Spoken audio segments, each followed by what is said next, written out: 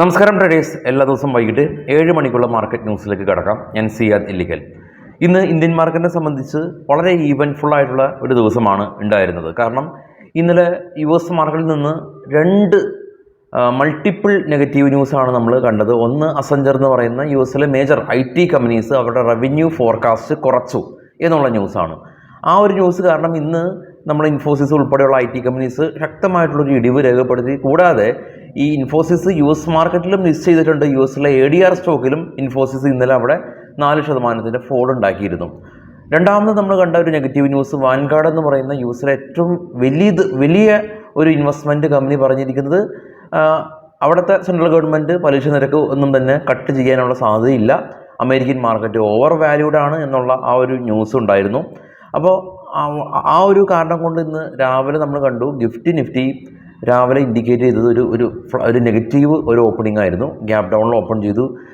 Nifty ഇന്ന് ഏകദേശം ഒരു 100 പോയിന്റിന് മുകളിൽ ഇടിഞ്ഞ നിഫ്റ്റി ഒരു ഫീനിക്സ് പക്ഷിയെ പോലെ ഉയർന്ന ഒരു കാഴ്ചയാണ് കണ്ടത്. അപ്പോൾ അതുകൊണ്ട് തന്നെ ഇന്ന് മാർക്കറ്റിനെ ഷോർട്ട് ചെയ്ത ആളുകൾ വലിയ വില കൊടുക്കേണ്ടി വന്നിട്ടുണ്ട്.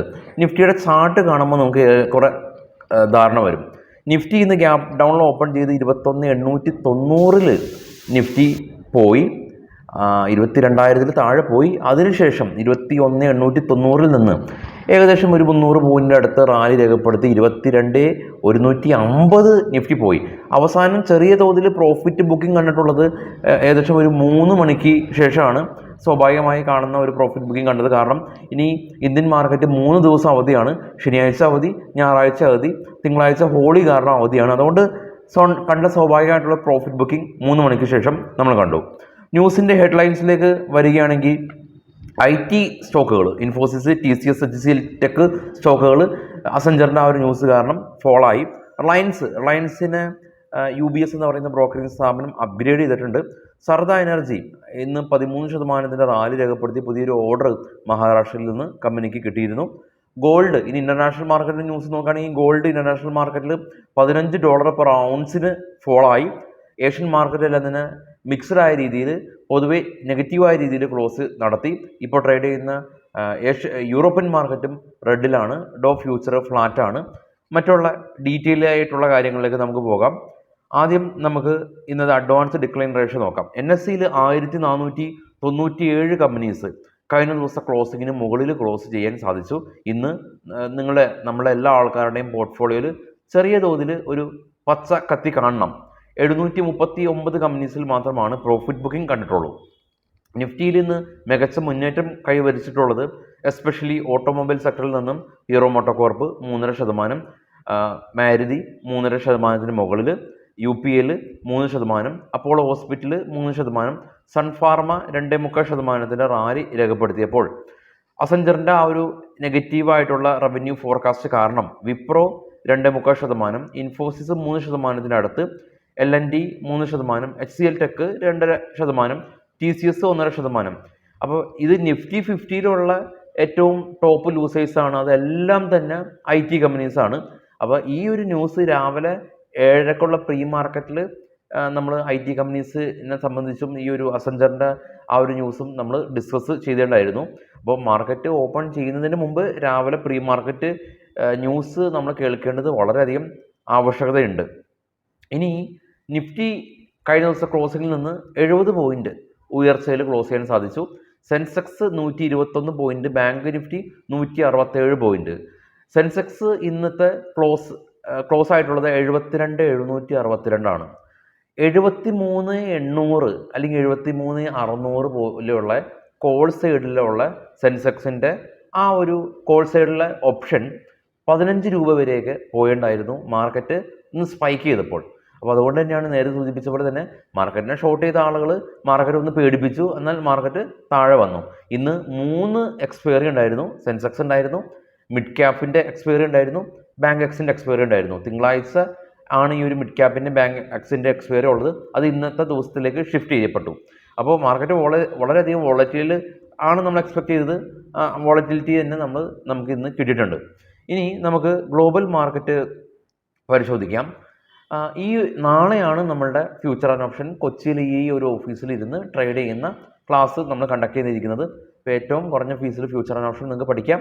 താഴെ കാണുന്ന നമ്പറിൽ നിങ്ങൾക്ക് ബന്ധപ്പെടാം.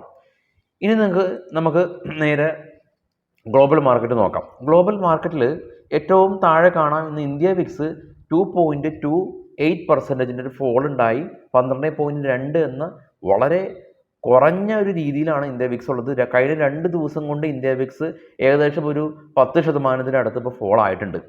MOX റഷ്യൻ മാർക്കറ്റ് ഇപ്പോൾ റെഡ് ആണ്. FTSE UK മാർക്കറ്റ് ഗ്രീൻ ആണ്. CAC 40 ഫ്രാൻസ് റെഡ് ആണ്. ഡാക്സ് ജർമ്മനി ഗ്രീൻ ആണ്. ബിറ്റ്കോയിൻ 1400 പോയിന്റിന്റെ ഇടിവ് കാണുന്നുണ്ട്. താഴെ നിന്നാണ് വായിക്കുന്നത്. 65,432 ആണ് സ്പോട്ട് ഉള്ളത്. 76 വരെ പോയതായിരുന്നു. ഡോ ഫ്യൂച്ചർ ഇപ്പോൾ ട്രേഡ് ചെയ്യുന്നത് ഫ്ലാറ്റ് ആണ്. നിക്കി ജപ്പാൻ മാർക്കറ്റ് ഗ്രീനിൽ ക്ലോസ് ചെയ്തു. കോസ്പി കൊറിയ റെഡിലടച്ചു. ചൈന റെഡിലടച്ചു. ഓസ്ട്രേലിയ റെഡിലടച്ചു. Brent oil 85.68 dollar per barrel. Indian rupees ഡോളറിനെതിരെ 83 രൂപ 17 പൈസ. ഗോൾഡ് കാണാം ഏറ്റവും ടോപ്പിൽ $15 ഇടിവുണ്ടായി. $2166 പെർ ഔൺസ് എന്ന നിലയിലാണ് ഉള്ളത്. അപ്പോൾ ഗോൾഡ് ഇൻ്റർനാഷണൽ മാർക്കറ്റിൽ 22,000 മുകളിൽ ഓൾ ടൈം ഹൈ പോയതായിരുന്നു. സംസ്ഥാനത്തും ഗോൾഡ് ഇപ്പോൾ വലിയ തോതിൽ വില കൂടുന്നുണ്ട്. അപ്പോൾ ഈ ഗോൾഡെല്ലാം തന്നെ ഇലക്ട്രോണിക് രീതിയിലൊക്കെ നമുക്ക് വാങ്ങാൻ സാധിക്കും. ഒന്നില്ലെങ്കിൽ ഗോൾഡ് ബീഡ്സ് വാങ്ങാം, അതല്ലെങ്കിൽ SGB സോവറിൻ ഗോൾഡ് ബോണ്ട് വാങ്ങാം. അതിനെ കുറിച്ചൊക്കെ വിശദമായിട്ടുള്ള വീഡിയോസ് എല്ലാം തന്നെ നമ്മൾ ചെയ്തിട്ടുണ്ട്. അത് നമ്മളുടെ വീഡിയോസിൻ്റെ ടാബിൽ യൂസ്ഫുൾ വീഡിയോസ് എന്നുള്ളൊരു പ്ലേലിസ്റ്റ് നോക്കിക്കഴിഞ്ഞാൽ അതിനെ സംബന്ധിച്ചുള്ള വീഡിയോസ് എല്ലാം തന്നെ നമുക്ക് കിട്ടും. കാരണം ഗോൾഡ് എല്ലാം തന്നെ നമുക്ക് ഈ രീതിയിൽ ഡിജിറ്റലി വാങ്ങുമ്പോൾ ഒരുപാട് ഗുണങ്ങളുണ്ട്. ഒന്ന്, നമുക്ക് റിസർവ് ബാങ്ക് 2.5% ഇൻട്രസ്റ്റ് തരും. 2, ഗോൾഡിൽ ഇത്തരത്തിൽ ഗോൾഡ് കത്തിക്കയറുമ്പോൾ നമുക്കതിൻ്റെ ഒരു ഗുണം കിട്ടും. കൂടാതെ മറ്റുള്ളൊരു ഗുണം എന്ന് പറഞ്ഞാൽ യുദ്ധം പോലെയുള്ള എന്തെങ്കിലും ഒരു സിനാരിയോ ഇനി വരികയാണെങ്കിൽ ആളുകളെല്ലാം തന്നെ ഇക്വിറ്റിയിൽ പ്രോഫിറ്റ് ബുക്ക് ചെയ്ത് ഗോൾഡിലേക്കാണ് അലോക്കേറ്റ് ചെയ്യുക. അപ്പോൾ ഓൾറെഡി തന്നെ നമ്മൾ ഗോൾഡ് വാങ്ങിച്ച് വെച്ച ആളുകളാണെങ്കിൽ നമുക്കതിൻ്റെ ഒരു ഗുണം കിട്ടും. കൂടാതെ തന്നെ ഈ ഒരു സോവറിൻ ഗോൾഡ് ബോണ്ടിൽ ഉണ്ടാകുന്ന ഒരു ക്യാപിറ്റൽ അപ്രീസിയേഷൻ്റെ പുറത്ത് അത് 5 വർഷം നമ്മൾ ഹോൾഡ് ചെയ്യുകയാണെങ്കിൽ അത് നമുക്ക് ടാക്സ് ഫ്രീ ആണ്. അങ്ങനെ ഒരുപാട് മൾട്ടിപ്പിൾ യൂസാണ് സോവറിൻ ഗോൾഡ് ബോണ്ടിനുള്ളത്. ഇത് കൂടാതെ തന്നെ ഇത് നമുക്ക് പണയം വെക്കുകയും ചെയ്യാം, പ്ലെഡ്ജ് ചെയ്യാം.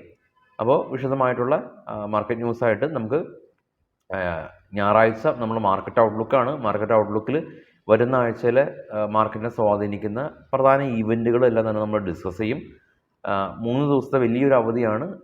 മാർക്കറ്റിനെ കുറിച്ച് കൂടുതൽ നമ്മൾ പഠിക്കാൻ ശ്രമിക്കുക. കാരണം ഇപ്പോഴും വളരെ അറിവില്ലായ്മ കൊണ്ട് നമ്മളുടെ കാശ് മാർക്കറ്റിൽ നിന്ന് ഒരുപാട് ആളുകളുടെ നഷ്ടപ്പെട്ടു പോകുന്നുണ്ട്. ഒരുപാട് സ്ക്രീൻഷോട്ടുകളും സംശയങ്ങളും അല്ലെങ്കിൽ കാര്യങ്ങളൊക്കെ നമുക്ക് വരുന്നുണ്ട്. അപ്പോൾ അതിൽ നിന്ന് നമുക്ക് മനസ്സിലായ കാര്യം, ആളുകൾ ട്രേഡ് ചെയ്യുന്നത് പകുതിയിൽ താഴെ നോളജ് വെച്ചിട്ടാണ്. അതുകൊണ്ടാണ് ഇത്ര വലിയ ലോസ് ഡെറിവേറ്റീവിൽ എസ്പെഷ്യലി ആളുകൾ വരുത്തുന്നത്. അപ്പോൾ എനിവേ എല്ലാവർക്കും ശുഭരാത്രി നേരുന്നു.